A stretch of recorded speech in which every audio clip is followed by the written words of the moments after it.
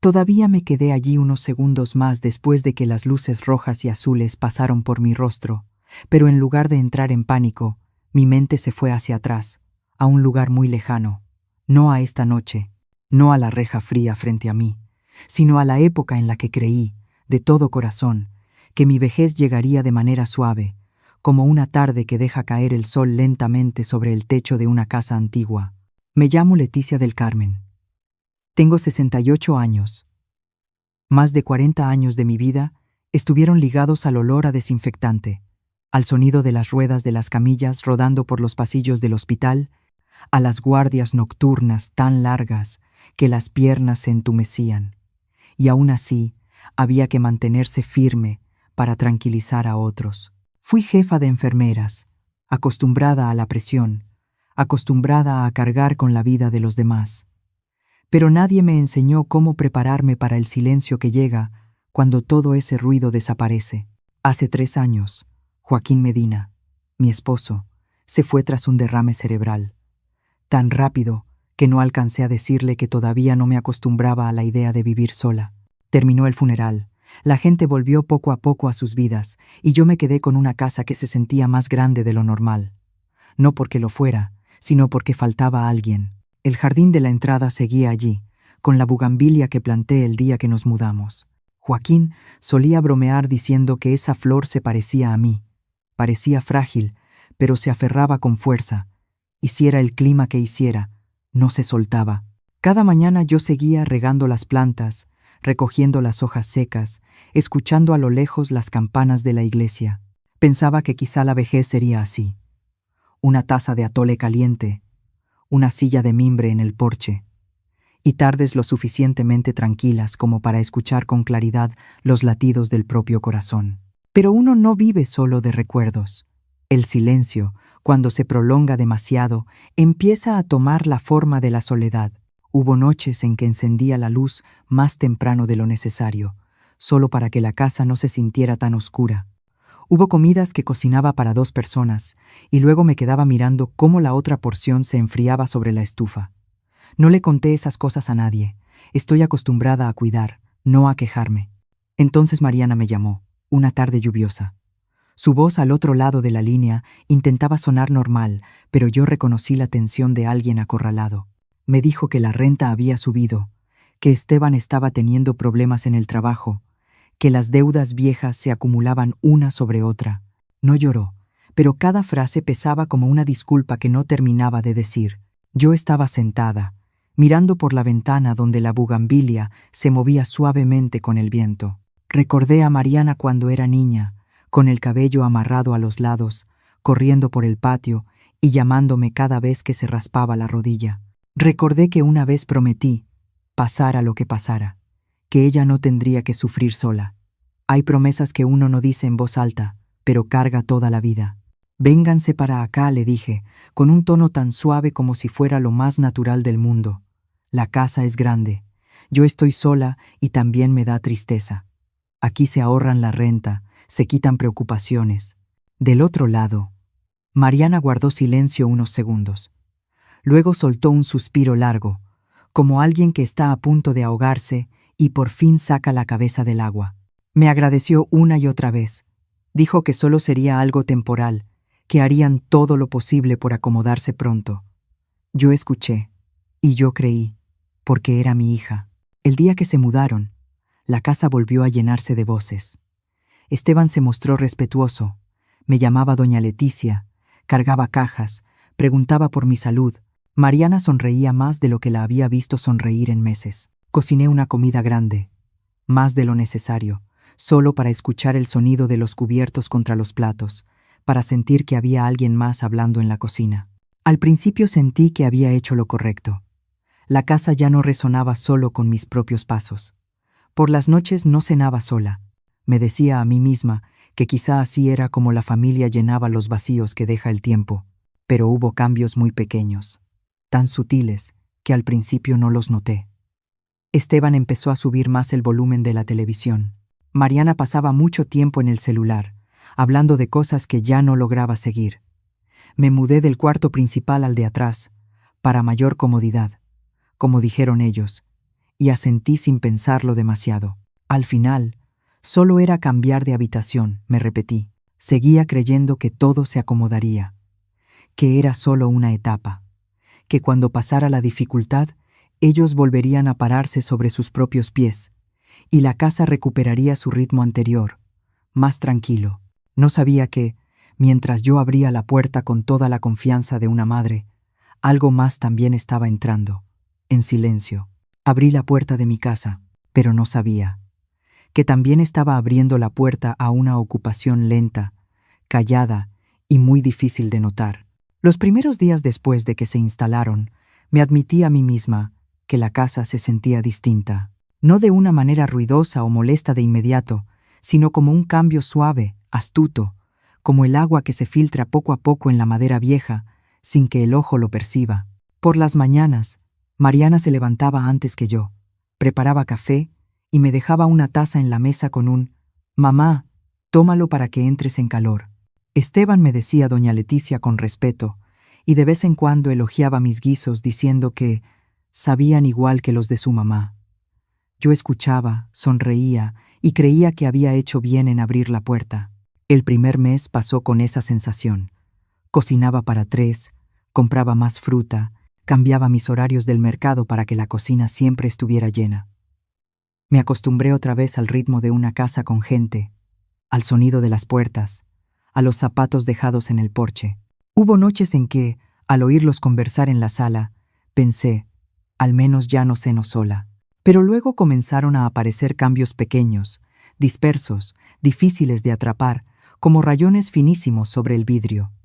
Esteban tomaba el control de la televisión y cambiaba de canal sin preguntar. Yo estaba viendo las noticias y de pronto la pantalla pasaba al fútbol, luego a otro programa ruidoso. Pensaba decir algo, pero me detenía. «¿Qué importa?», me decía. «Ya veré después». Otra vez, comenté que dejar la ventana abierta toda la noche no era bueno para los pulmones por el aire frío. Mariana suspiró y dijo, medio en broma, medio cansada: «Mamá, tú no entiendes cómo son las cosas ahora. Nosotros estamos acostumbrados así». La frase no fue dura, pero me dejó en silencio. No supe en qué momento mi opinión empezó a guardarse en el cajón de lo pasado de moda. El cambio de habitación ocurrió de una manera tan natural que al principio ni siquiera me di cuenta de que estaba cediendo mi lugar. Mariana dijo que el cuarto de atrás era más tranquilo, más conveniente para que yo descansara. El cuarto principal tenía un baño amplio, y Esteban lo necesitaba porque solía quejarse del dolor de espalda. Miré alrededor, y todo parecía tener sentido. Moví mis cosas al cuarto del fondo del pasillo, el que antes se usaba como habitación de visitas. Me dije a mí misma que solo era cambiar de lugar para dormir, que no había ninguna pérdida en eso. Pero desde ese día empecé a sentir que caminaba por mi propia casa como si fuera una visitante de paso. Cada vez que salía a la sala, tenía la sensación de que debía pedir permiso con mi silencio. Mi voz se fue haciendo más baja, no por miedo, sino por no querer interrumpir el ritmo de vida de ellos. Me sentaba en una esquina del sillón, los miraba conversar, reír, y a veces parecía que olvidaban por completo que yo estaba allí. Seguía repitiéndome: «Aguántate. Al menos la casa tiene voces y no se siente tan sola». Me decía eso tantas veces que terminó volviéndose un hábito, como cuando uno se acostumbra a un dolor sordo. Toda mi vida he sabido sacrificarme. En el hospital estaba acostumbrada a saltarme comidas, a perder horas de sueño por los pacientes. En casa pensé que ceder un poco más de tranquilidad para mis hijos tampoco era algo tan grave, pero hubo momentos muy pequeños que me hicieron detenerme. Una tarde escuché a Esteban hablando por teléfono con un amigo, con un tono entre broma y verdad. «Aquí en casa de mi suegra se vive de maravilla, como en un hotel». Él se rió. Yo estaba en la cocina, lavando verduras. El agua seguía corriendo y no fui capaz de cerrar la llave. Empecé a notar que había cosas invisibles que estaban cambiando. Cada mes llegaban los recibos del internet y la televisión por cable, y yo los pagaba como siempre, por costumbre. Una vez, casi por accidente, me detuve a revisarlos con más cuidado y noté que el paquete había sido aumentado sin que yo me diera cuenta. Más canales deportivos, más velocidad de internet. No pregunté nada. Pensé que quizá los jóvenes lo necesitaban para su trabajo. Luego vino lo de la tarjeta bancaria adicional. Se la había dado a Mariana desde el principio, solo pensando en emergencias, en comprar medicinas o pagar algo urgente. Ese mes, al revisar el estado de cuenta, vi cargos que yo nunca había hecho. Ropa, restaurantes, pequeños lujos constantes. Me quedé sentada un buen rato con el papel en la mano, escuchando la televisión en la sala, escuchando la carcajada de Esteban. Podía preguntar, podía decir algo, pero no lo hice. Elegí el silencio, no porque no viera lo que estaba pasando, sino porque no quería romper aquello que todavía llamaba familia.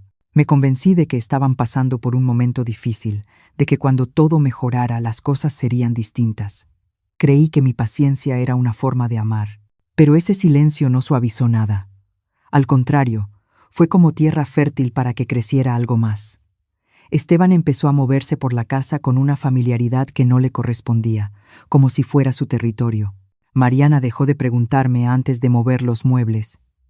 Los objetos ligados a mis recuerdos fueron apartados, colocados en rincones, para dar espacio a cosas nuevas que yo no reconocía.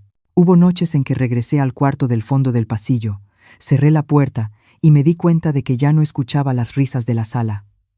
No porque ellos guardaran silencio, sino porque esa puerta me había dejado fuera. Me senté en la cama, miré el techo, y por primera vez en muchos años me sentí perdida dentro del lugar que siempre había sido mi refugio más seguro. Aún así, seguí aguantando. Seguí diciéndome que solo era una etapa, que si hablaba, me convertiría en la mamá difícil, la vieja fastidiosa.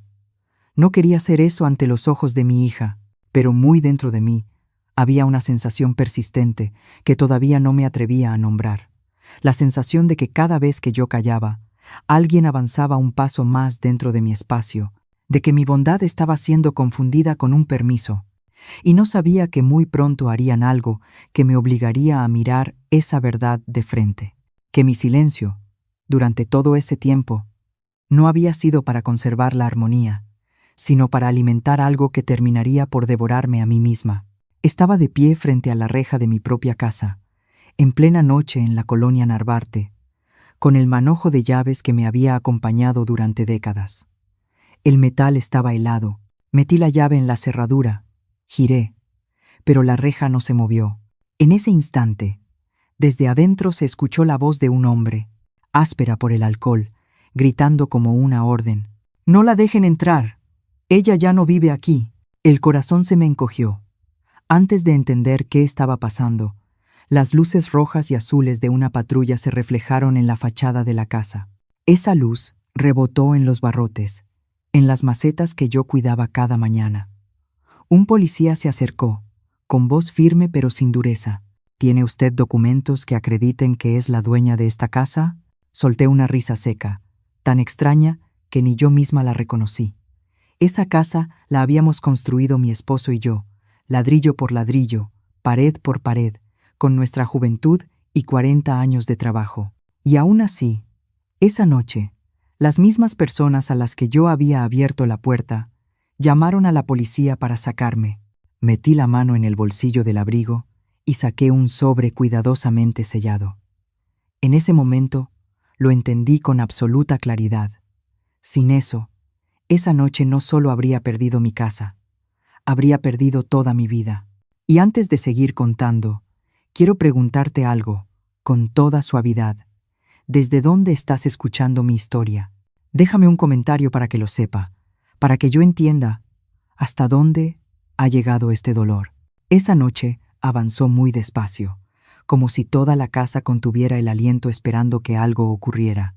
Lo noté desde que cayó la tarde, cuando Esteban regresó más temprano de lo habitual, con un andar distinto y una bolsa grande de cervezas en la mano. No me miró, dejó la bolsa sobre la mesa y gritó hacia el cuarto de adentro. «Hoy en la noche vienen unos amigos a ver el fútbol». La frase cayó en el aire como un aviso, no como una petición. Yo estaba en la cocina, cortando verduras. El cuchillo se quedó suspendido a medio movimiento. Miré a Mariana. Estaba recargada en el refrigerador, deslizando el dedo por el celular, y asintió apenas, como si eso ya estuviera decidido desde antes. Abrí la boca para decir algo, pero me quedé callada. Una parte de mí todavía quería creer que solo sería una noche más ruidosa de lo normal. Cuando oscureció por completo, los amigos de Esteban empezaron a llegar uno tras otro. Traían risas estruendosas, olor a cerveza barata y humo de cigarro. La televisión estaba a todo volumen. El fútbol se apoderó de la sala. La voz del narrador, los gritos en cada jugada hacían vibrar las paredes. Miré la mesa de madera en medio del cuarto, la misma que Joaquín había pulido con sus propias manos años atrás, ahora cubierta de latas de cerveza y ceniceros. Cada rayón sobre la superficie me atravesaba el pecho como si fuera directo al corazón. Intenté aguantar. Cerré la puerta de mi cuarto, corrí las cortinas, me puse algodón en los oídos, pero el bajo del equipo de sonido parecía atravesarme hasta los huesos. Me acosté en la cama, mirando el techo, sintiendo el corazón latir más rápido de lo normal. Pensé en la cita para revisar la presión a la mañana siguiente. Pensé en lo que el doctor me había dicho, que tenía que dormir bien. Me repetí, solo les pido con calma y me regreso a mi cuarto. Todo va a estar bien. Me puse un suéter delgado y salí al pasillo en pantuflas. Con cada paso me acercaba a la sala, donde la luz fuerte y el ruido parecían otro mundo. Cuando aparecí, las conversaciones bajaron de golpe, como por un segundo. Respiré hondo, procurando que mi voz sonara tranquila. Esteban, ya es tarde. Mañana en la mañana tengo cita con el doctor. ¿Podrían bajarle tantito? En ese instante hubo un silencio tan raro que alcancé a escuchar el hielo chocando contra el vidrio de un vaso. Esteban se volteó. Tenía los ojos enrojecidos y el olor a alcohol me pegó en la cara cuando se acercó más de lo necesario. ¿Qué dijo?, preguntó, bajando la voz. Lo repetí, más despacio, como cuando le hablas a un paciente difícil. Nada más bájenle tantito. Ya es tarde. Entonces se rió, una risa seca, áspera. Si no te gusta el ruido, lárgate, vieja. Aquí mando yo. Esa frase me pegó como una bofetada, no en la cara, sino en algo más profundo. Me quedé quieta. Sentí que el cuarto daba una vuelta leve, como cuando una se queda demasiado tiempo de pie en un turno de noche. No reaccioné de inmediato. Volteé hacia Mariana. La miré, esperando algo muy simple. Una palabra, un gesto, cualquier señal de que yo no estaba sola. Mariana levantó la vista y me miró unos segundos. Sus ojos pasaron por mi cara y luego cayeron de nuevo a la pantalla del celular. Encogió los hombros, muy apenas, como diciendo, «No hagas grande el problema», y bajó la mirada otra vez. El dedo siguió deslizándose sobre la luz del teléfono. En ese momento entendí algo que yo había evitado mirar durante mucho tiempo. No solo me estaba faltando al respeto mi yerno, me estaba dejando sola a mi propia hija, delante de extraños. Esa sensación no fue escandalosa ni explosiva. Fue fría y honda, como agua que se mete en una tela gruesa. No grité, no discutí. Toda mi vida de enfermera me enseñó que, en los momentos más peligrosos, quien mantiene las manos firmes es quien todavía tiene el control. Miré a Esteban una vez más, sin enojo y sin miedo, solo con la certeza final de que yo ya no tenía lugar en ese cuarto. Me di la vuelta y me fui. Detrás de mí, el partido estalló otra vez, más fuerte que antes, como un desafío. Crucé el pasillo con pasos pesados pero parejos. Cuando llegué a mi cuarto, cerré la puerta con suavidad, como si tuviera miedo de molestar a alguien, una costumbre vieja que todavía no se moría. Me senté en la orilla de la cama. Las manos me temblaron un poco, pero luego se calmaron. Respiré hondo, y otra vez, en la mesita estaba la foto de Joaquín. Sonreía como siempre, con esa mirada dulce y firme.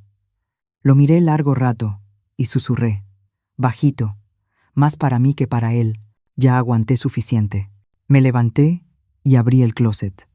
En la parte de abajo, detrás de unas cobijas viejas, estaba la maleta de piel, gastada, la misma que usamos en aquel viaje al mar hace años. La jalé hacia afuera.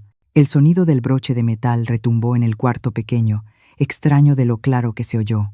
Al abrir la maleta, no sentí que estuviera preparando un viaje. Sentí que me nacía un pensamiento nítido y sereno, como un diagnóstico después de ver todos los estudios. Por primera vez en mi vida, no pensé en aguantar un poco más. Pensé en actuar. Miré la maleta. Y luego miré alrededor el cuarto, al final del pasillo. El cuarto que yo me repetía que era temporal. Y en mi cabeza sonó una frase, sin drama, sin gritos, pero tan definitiva que me recorrió un escalofrío. Ya es hora de operar. Me quedé quieta unos segundos frente a la maleta abierta, no para decidir si me iba o me quedaba, sino para acomodar mi respiración. El frío en el pecho ya no era miedo. Era esa sensación de antes de entrar al quirófano. Enfoque, lucidez y la certeza de qué hacer primero. Me agaché, me arrodillé en el piso y recorrí la alfombra pequeña a un lado. Debajo de la cama, donde Joaquín siempre decía, «Déjalo ahí para que no estorbe», estaba la caja fuerte baja, gris, que me había acompañado por años. La abrí con una costumbre antigua. No me temblaron los dedos. Adentro, los papeles estaban perfectamente ordenados dentro de una carpeta de plástico azul, el color de los expedientes, de los signos vitales, de las decisiones que no se pueden tomar con dudas. Puse la carpeta sobre la cama, me senté a un lado y dejé que la luz de la lámpara cayera directo sobre cada renglón. No era la primera vez que leía esos documentos, pero sí era la primera vez que entendía por completo el peso de cada punto, de cada cláusula. Después de que Joaquín murió, pasé meses con esa confusión de quien despierta tras una anestesia larga. Lo familiar se volvió extraño, y lo que más me asustaba eran las decisiones sobre el futuro de mi hija. En ese tiempo, Tomás Rangel, amigo de Joaquín, abogado más acostumbrado a las notarías que a las salas, fue a verme. Se sentó en la silla de mimbre del porche, tomó el café que yo le serví y me escuchó hablar de Mariana, del miedo de una madre a que su hija se desmorone. Tomás no me interrumpió. Esperó a que yo terminara y luego bajó la taza con una voz grave, lenta. «Leticia, querer a tu hija es una cosa, los papeles son otra». Yo recuerdo que fruncí el ceño, porque me dolía esa manera tan directa de decirlo. Él siguió. «No porque tu hija sea mala, sino porque la vida no es suave. Tú cuidas el cariño con el corazón, pero la ley cuida los límites con firmas». Hablamos mucho esa tarde. Firmé ciertos documentos para evitar trámites después, como él decía. Se adelantó el nombre en una parte. Sí, pero yo conservé el usufructo de por vida claro, sin enredos, y una cláusula de revocación en caso de maltrato o ingratitud. Al firmar, me reí y dije que seguro nunca iba a necesitar eso. Tomás solo asintió. No se rió conmigo. Esa noche, al abrir de nuevo aquella carpeta azul, todo quedó tan claro como bajo la lámpara del quirófano. Guardé los documentos en la maleta, los puse arriba, como quien acomoda el instrumental antes de un procedimiento. No metí mucha ropa, solo lo necesario, pero sí guardé los papeles, mis tarjetas del banco y una libreta pequeña. Cerré la maleta y escuché el broche hacer clic, firme. Salí al pasillo. En la sala seguía el escándalo. Gritos, carcajadas, el olor a cerveza y tabaco mezclándose en el aire. Nadie notó que yo pasaba. Mariana seguía con los ojos en la pantalla. Esteban estaba de espaldas al pasillo, levantando la mano al ritmo del partido. Crucé como un fantasma, y esa vez ya no me dolió. Me confirmó lo que yo ya había decidido. Abrí la puerta principal. El aire de la noche era más fresco que el de la casa, y lo respiré hondo. La calle estaba extrañamente quieta, como si la colonia entera supiera guardar silencio mientras cada familia se descompone por dentro. Bajé la maleta por el escalón y pedí un taxi. Cuando el coche se detuvo, el chofer me miró la maleta y no preguntó de más. Me senté atrás, puse la maleta junto a mis pies y le di la dirección de un hotel pequeño cerca de la Alameda Central. El taxi se puso en marcha. A través del vidrio, la casa se fue quedando atrás y la luz de la sala todavía se derramaba hacia la calle. No volteé a verla por mucho tiempo. Dentro del coche, el sonido parejo del motor iba y venía, como un latido ajustado. Abrí el teléfono, no para llamarle a nadie, sino para escribir una línea, sin enviarla, solo para acomodarla en el lugar correcto dentro de mi cabeza. Tecleé despacio, palabra por palabra, y luego la leí de nuevo, sin emoción de más, sin queja. Al llegar al hotel, hice el registro rápido. Un cuarto pequeño, limpio, con buena luz. Dejé la maleta en el piso, colgué el abrigo, me lavé la cara con agua fresca. En el espejo, mi rostro se veía más sereno de lo que yo esperaba. Me senté en la cama, abrí otra vez la carpeta del expediente azul y revisé los papeles como quien repasa una lista antes de entrar a turno. No faltaba nada. No había errores. Le llamé a Tomás. Sonó varias veces, hasta que contestó, con la voz todavía adormilada. Tomás, soy yo. ¿Pasa algo, Leticia? Temprano en la mañana, vienes.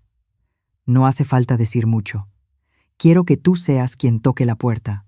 Del otro lado hubo un silencio muy breve, lo suficiente para que yo supiera que había entendido. Ahí voy a estar. Gracias. Colgué.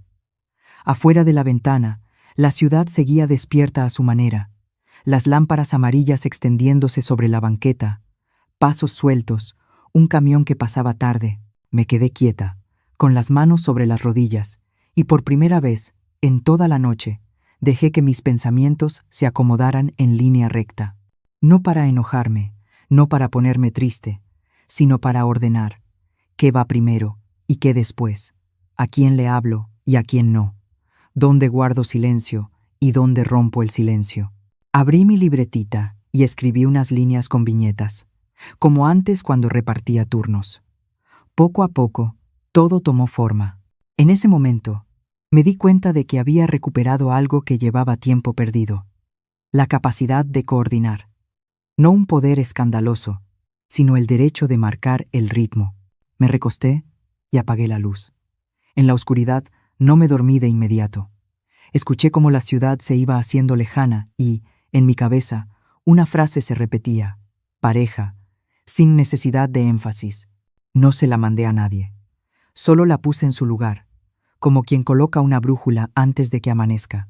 Desperté muy temprano, incluso antes de que el despertador alcanzara a vibrar.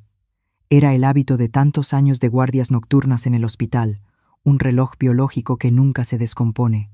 La luz tenue de la mañana se colaba por la rendija de la cortina del hotel, suave y extraña. En el primer instante no escuché la tele, no escuché portazos, no olí café quemado en la cocina, solo silencio. Un silencio tan completo que tuve que incorporarme para asegurarme de que estaba despierta. El teléfono, sobre la mesita, vibró, luego volvió a vibrar, y otra vez. Ni siquiera tenía que mirar la pantalla para saber quién era. Mariana. Lo dejé vibrar, como si fuera una campanita sonando en un cuarto vacío. Al final, la pantalla se apagó, y unos minutos después se encendió de nuevo. Entró un mensaje: Mamá, ¿a dónde te fuiste? No hay café. No encuentro qué desayunar. Puse el teléfono boca abajo. Esas palabras, si me hubieran llegado ayer, quizá me habrían hecho ponerme el abrigo y regresar corriendo. Pero esa mañana las miré con otros ojos, más claros, más fríos. Fui al baño, me lavé la cara con agua fresca y me miré en el espejo. No vi a alguien que se había ido de su casa. Vi a una mujer que había dejado de hacer cosas que otros daban por hechas. Me preparé un café pequeño, con un sobre de café soluble del hotel, y al primer sorbo escuché un pensamiento dentro de mí, sin ruido pero definitivo. Ellos convirtieron mi amor en un servicio. Nadie firmó un contrato, nadie lo dijo en voz alta, pero así funcionaba todo. Yo cocinaba, yo pagaba, yo mantenía la casa andando. Ellos solo vivían ahí, y a eso le llamaban derecho. Me senté en la cama, tomé el teléfono y abrí cada aplicación, cada cuenta, como quien revisa signos vitales de un paciente que está perdiendo sangre. En urgencias aprendí algo. Si no detienes la hemorragia a tiempo, todo lo demás no sirve. No me vi a mí misma castigando a nadie. Me vi deteniendo una fuga que llevaba demasiado tiempo yéndose por donde no era. Llamé al servicio de televisión e internet. La voz de la operadora sonó pareja, amable, pidiéndome confirmar datos. Yo respondí corto y preciso, sin explicaciones largas. Cuando me dijo que el servicio quedaría suspendido en unos minutos, le di las gracias y colgué. Sin emoción. Solo un paso necesario. Luego vino la tarjeta adicional de Mariana. Abrí la app del banco y miré el historial de movimientos. Cargos pequeños, constantes, lo suficiente para volverse costumbre sin pensar. Recordé cuando se la di y le dije con claridad: solo por si se ofrece. Toqué el botón de bloquear tarjeta. La pantalla pidió confirmación. Apreté aceptar. Fue un gesto ligero, como poner una gasa sobre una herida que está escurriendo. El teléfono volvió a vibrar. Esta vez era llamada. Dejé que sonara hasta que se cortó y le quité el sonido. No era enojo, era entender que si contestaba en ese momento, todo lo que acababa de hacer se iba a venir abajo. Necesitaba sostener esa distancia, como se sostiene la esterilidad en un quirófano. No por odio, sino por necesidad. Cancelé los pagos automáticos que durante años dejé ahí por comodidad. Paquetes premium que yo jamás usaba, pero que ellos consumían como aire. Con cada confirmación de cancelación, sentí el cuerpo un poco más ligero, como si me quitara pesos que llevaba colgados y ni me acordaba desde cuándo. Cuando dejé el teléfono sobre la cama, vibró otra vez. Mensaje nuevo. Mamá, ¿por qué no agarra el internet? Lo leí y lo borré. No el mensaje. Borré el impulso de contestar de inmediato. Sabía que ese silencio iba a causar desconcierto, y ese desconcierto era algo que ellos nunca habían probado. Sonó el teléfono. Tomás. Contesté. Su voz estaba tranquila, justo como yo la necesitaba. Ya entregué el aviso. 72 horas. ¿Cómo reaccionaron? Confundidos. Pero todavía no entienden todo. Le di las gracias y colgué. 72 horas. 3 días. En el hospital, hay plazos cortos que deciden la vida entera de alguien. Yo sabía que esos 3 días iban a ser suficientes para que vieran una realidad que llevaban años evitando. Me acerqué a la ventana. Abajo, la ciudad empezaba a moverse. La gente iba al trabajo. Los coches se apilaban en fila. Cada quien cargaba sus preocupaciones, pero al menos eran preocupaciones propias. Y, de pronto, me llegó una duda muy humana. ¿Y si mi hija tiene hambre? Esa idea se metió como un reflejo viejo, entrenado durante décadas de ser madre. Cerré los ojos y vi la escena de la noche anterior con una claridad brutal. Mariana bajando la mirada frente a la humillación, evitando mis ojos mientras yo me quedaba parada en medio de la sala. Abrí los ojos. La duda retrocedió. Yo no estaba dejando sin comer a mi hija, yo estaba dejando de alimentar la irresponsabilidad. Hay una línea delgadita entre las dos cosas, y yo la había cruzado sin darme cuenta desde hacía mucho. Me cambié de ropa y bajé al lobby. Me senté en un rincón y pedí un desayuno sencillo. Al sostener la cuchara, mis manos no temblaron. Comí despacio, como si cada movimiento tuviera que ir a su ritmo correcto. El teléfono vibró varias veces más. No lo abrí. Lo dejé ahí, callado. Y dentro de ese silencio sentí que algo distinto empezaba a formarse. Yo no me vengaba a gritos. No necesitaba pararme frente a ellos a pelear sobre quién tenía razón. Hice lo que nunca esperaron. Retiré lo que los había protegido de las consecuencias de sus propios actos. Abrí un vacío sin café listo, sin red para matar el tiempo, sin alguien atrás arreglándolo todo. Ese vacío, yo lo sabía, les iba a dar miedo. No por falta de comodidad, sino porque por primera vez tendrían que hacerse cargo. Y yo, sentada ahí en el lobby del hotel, oyendo el cubierto rozar el plato, entendí con una claridad absoluta. Hay batallas que no requieren ruido, solo retirar lo correcto, en el momento correcto, y dejar que el silencio haga el resto. El segundo día pasó más lento de lo que yo imaginaba, no porque el tiempo se estirara, sino porque cada minuto traía un peso distinto. Yo estaba en el cuarto del hotel, leyendo a medias una nota de la mañana, cuando el teléfono vibró. No era llamada, era un mensaje de voz. Vi el nombre del remitente, solté una respiración corta y le di reproducir. La voz de Esteban sonó distinta a la de la noche anterior. Ya no venía con gritos ni con burlas. Era una voz baja, lenta, esforzándose por sonar educada. Doña Leticia, pues, seguro ayer todos andábamos tensos. Le pido disculpas si dije algo de más. Regrese a la casa. Ya, asunto arreglado. Yo no lo tomo a mal. Escuché todo. No le adelanté. No lo pausé a la mitad. Y hubo algo que entendí con una claridad brutal. En esas palabras no había ni una sola disculpa de verdad. Solo había condescendencia, como si él me estuviera perdonando a mí por haber alterado el orden que él mismo se había otorgado el derecho de imponer. Apagué el audio, dejé el teléfono sobre la mesa y sentí como por dentro todo se me quedaba en calma, no por herida, sino por un despertar tardío. No pasaron ni 10 minutos cuando me llegó un mensaje de Mariana.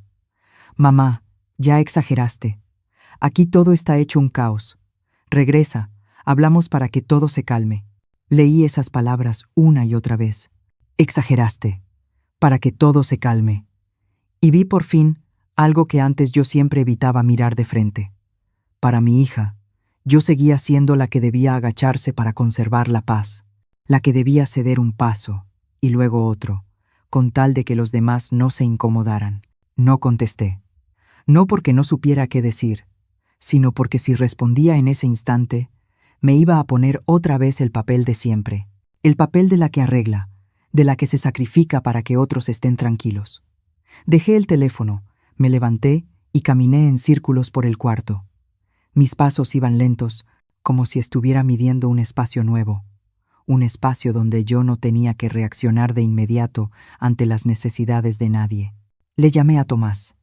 Contestó al primer timbrazo, como si ya hubiera adivinado esa llamada.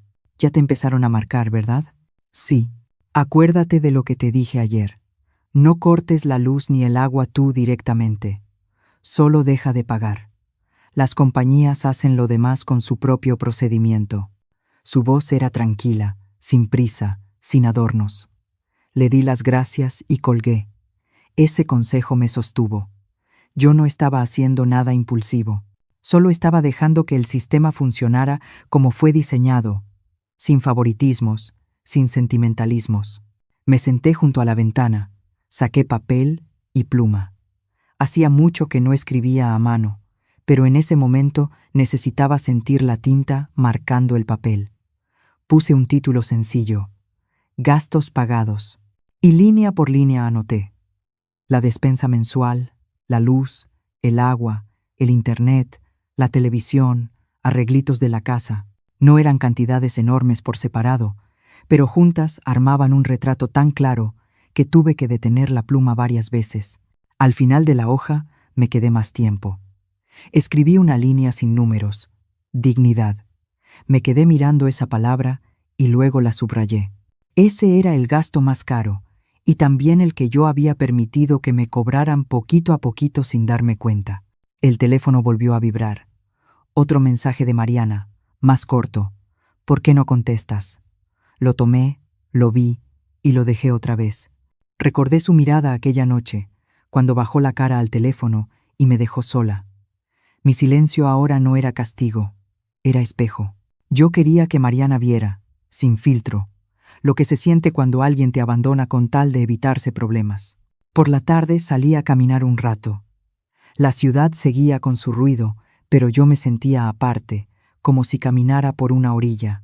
Compré una libreta nueva, en una tiendita cerca del parque. Me senté en una banca y pasé los dedos por las hojas en blanco. En mi cabeza se repetía una pregunta. ¿Por qué tengo que sentir vergüenza en mi propia casa? No necesitaba contestarla en ese momento, pero esa pregunta me llevó a otra idea más nítida. Si ellos me habían avergonzado frente a gente ajena, si se habían acostumbrado a tratarme como parte del fondo de su vida, entonces ya era hora de que ese orden se volteara. No con escándalo, no contándole cosas a los vecinos, ni discutiendo por teléfono, sino dejando que la verdad apareciera sola, sin que yo la cubriera. Cuando cayó la noche regresé al cuarto. Tenía varias llamadas perdidas. No abrí nada.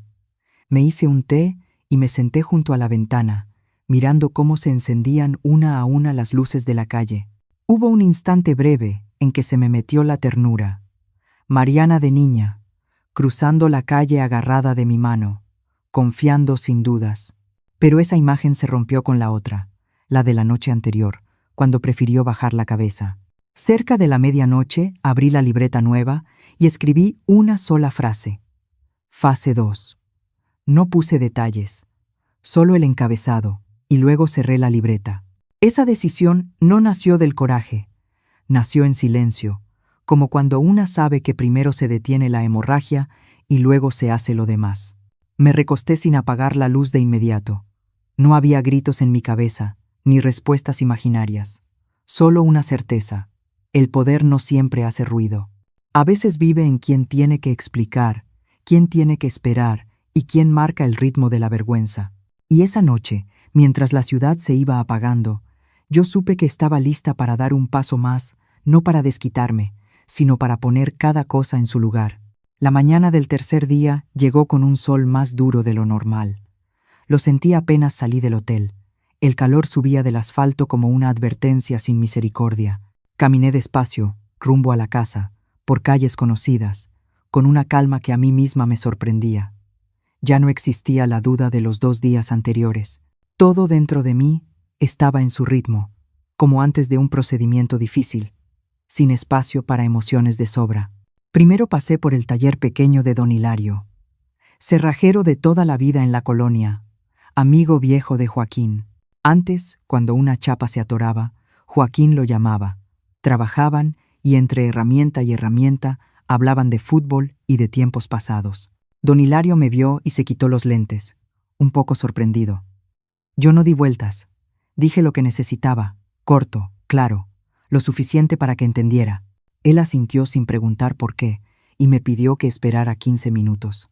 Cuando estuvimos frente al portón, la sombra del jacarandá caía sobre la banqueta como un velo morado pálido. Me quedé unos pasos atrás para dejarlo trabajar. El metal sonó suave, constante, y sin querer. Se me vino la imagen de Joaquín parado justo ahí, con los brazos cruzados, esperando para invitar a su amigo a un café. Ese recuerdo no me hizo flaquear. Me afirmó. La cerradura nueva quedó puesta, brillante. La cochera también, con un seguro firme. Don Hilario se limpió las manos en un trapo y me miró, preguntando muy quedo. ¿Todo bien, Leticia? Todo bien, le respondí. No dijo más. Antes de irse, me dejó las llaves nuevas en la palma. El metal estaba fresco y pesaba lo justo para recordarme que algo ya había cambiado. Me quedé bajo el jacarandá, mirando hacia adentro. Ya no se escuchaba el aire acondicionado de siempre. Ese silencio no era agradable, pero decía algo con claridad. El sistema ya estaba haciendo su parte. Imaginé el calor encerrado, espeso, y entendí que, por primera vez, ellos no podían prender un botón para huir de las consecuencias. La puerta de la casa se abrió de golpe. Esteban salió desaliñado, la camisa arrugada, los ojos hundidos. Entrecerró la mirada por el sol, se paró detrás de los barrotes y soltó una risa seca. ¿Y ahora qué? ¿Ya se te acabó el dinero del hotel y vienes a pedir que te dejen entrar? Su voz intentaba sonar superior, pero yo alcancé a oír la prisa escondida al final. Yo no avancé. Me quedé en mi sitio, dejando que el sol le pegara de frente. Vengo a revisar el avance de la mudanza, dije, pareja. A las 6 de la tarde se vence el plazo. La frase cayó en el aire como un reloj imposible de negociar.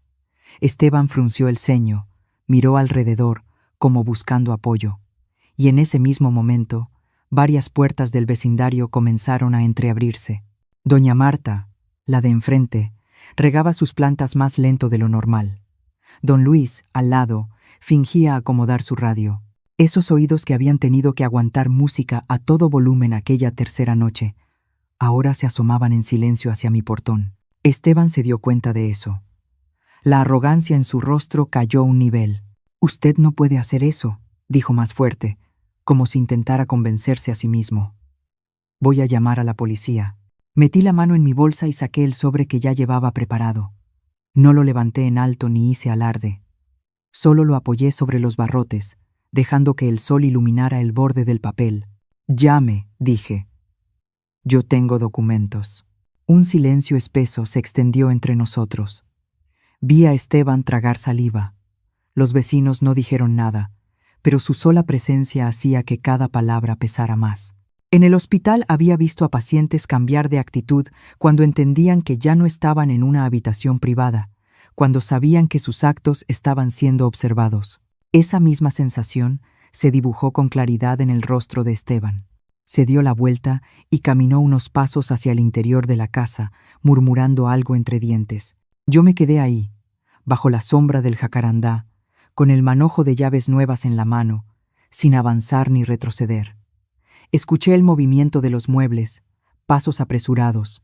Ya no había televisión, ya no había música, solo los sonidos sueltos de una casa que empezaba a desarmarse. Entonces la puerta interior volvió a abrirse. Esta vez no fue Esteban, fue Mariana.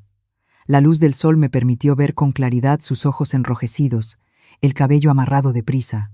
Se detuvo en seco al verme, como si no esperara que yo siguiera allí.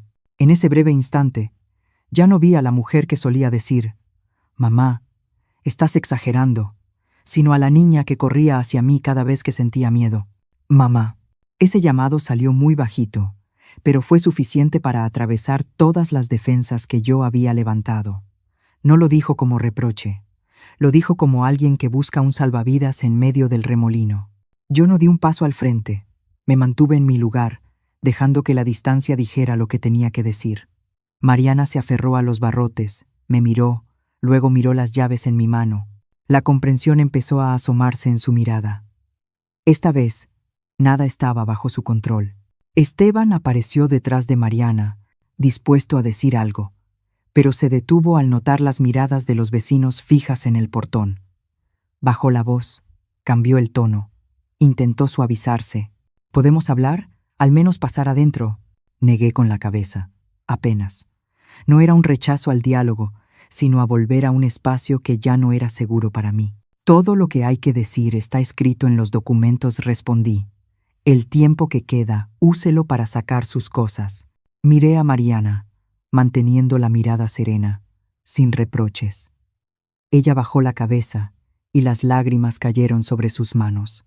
Esa escena me apretó el corazón por un segundo muy breve, pero no crucé el límite que ya había marcado.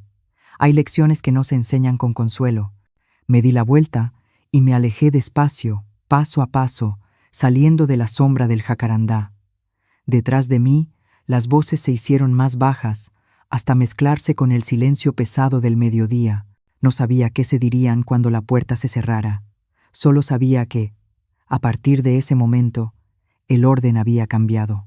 Y ese cambio no necesitó gritos, necesitó testigos, un portón que no se abrió y la verdad expuesta, desnuda, bajo el sol. Yo seguía frente al portón, con el sol cayéndome directo en los hombros, cuando Mariana empezó a hablar más rápido, con la voz entrecortada, como quien teme quedarse sin aire. Me habló del calor dentro de la casa, de la leche que ya se había echado a perder en el refrigerador, de los alimentos congelados que se habían descongelado, de que no quedaba efectivo en su cartera. Yo escuché sin interrumpir. En sus ojos vi un pánico real, pero era el pánico de alguien que, por primera vez, se veía obligada a enfrentar las consecuencias, sin su salida habitual. «Mamá, hace muchísimo calor», dijo Mariana, aferrándose a los barrotes. «La comida ya se echó a perder. No tengo dinero». Respiré hondo, cuidando que la voz no me temblara. Mariana la llamé por su nombre, despacio. «Ya tienes 35 años». La frase no fue dura, pero cayó como una línea que detiene el paso. No regañé, no humillé, solo la devolví a su edad real, la edad en la que una persona se hace responsable de lo que come, del calor que pasa, de las decisiones que toma. Mariana bajó la cabeza, los labios le temblaron. Yo sabía que esperaba el gesto de siempre, una mano extendida, un «está bien», pero yo me quedé quieta. Esteban avanzó un paso, interrumpiendo, con una voz completamente distinta, ya no amenazante, ya no altiva. «Leticia, hablemos como familia», dijo, forzando una sonrisa. «Prometo devolver el cuarto principal. Prometo respetar. Solo abra el portón». Lo miré directo a los ojos. En el hospital había escuchado muchas veces ese tono, la voz de quien teme perder un privilegio, no la de quien se arrepiente. «Usted no se disculpa por lo que hizo mal», le dije. Se disculpa porque tiene miedo de perder el lugar donde se sostiene. Esteban quiso responder, pero yo ya había metido la mano en la bolsa. Saqué el fajo de papeles perfectamente ordenados, las copias que había impreso en el hotel, con la tinta aún fresca. Fui pasando las hojas por entre los barrotes, una por una, despacio, dejando que el sol revelara las cifras. Aquí están los recibos de la luz de los últimos 2 años. Aquí están los pagos de internet y televisión. Y aquí, la tarjeta adicional a mi nombre. Compras, restaurantes, alcohol. No leí en voz alta. No hacía falta. Los vecinos se acercaron un poco más, repartidos bajo los pórticos, fingiendo estar ocupados, pero sin apartar la vista de los documentos. Esteban miró los números, apretó los labios. Mariana se cubrió la boca y respiró con dificultad. Usted dice que paga, continué. Pero las palabras no pagan recibos.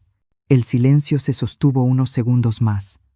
Entonces, desde la esquina de la calle, se escuchó el sonido pesado de un motor. Una camioneta pequeña se detuvo frente a la casa, con el logotipo de una financiera bien visible en la puerta. Un hombre bajó, con una carpeta en la mano, miró alrededor y preguntó en voz alta, con tono profesional: ¿Es este el domicilio? Esteban se giró de golpe. ¿Qué pasa? El hombre revisó el papel y luego miró a Esteban. Venimos a recoger el sofá y la televisión de 65 pulgadas. El pago a plazos tiene 3 mensualidades vencidas. La frase cayó como un corte limpio. Durante unos segundos nadie dijo nada. Vi una ventana al otro lado de la calle cerrarse y volver a abrirse. Alguien había cambiado de lugar para ver mejor.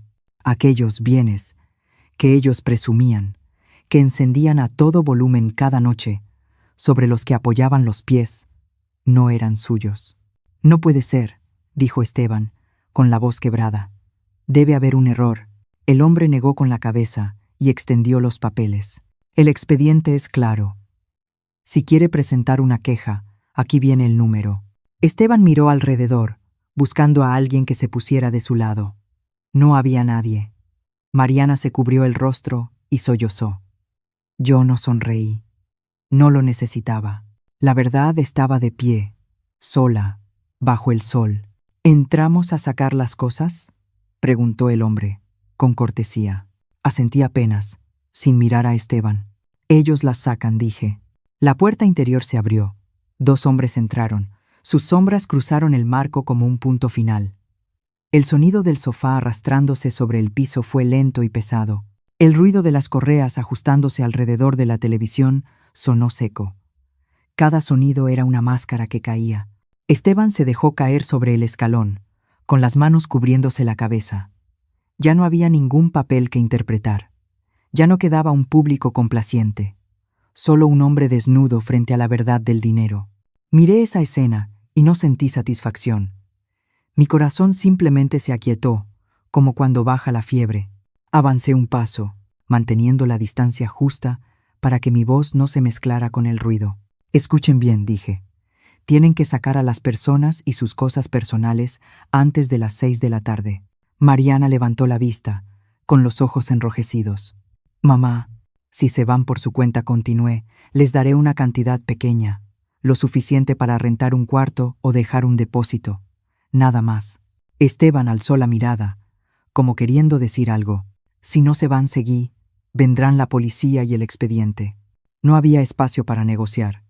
No elevé la voz. No hacía falta. Los vecinos ya habían escuchado lo suficiente.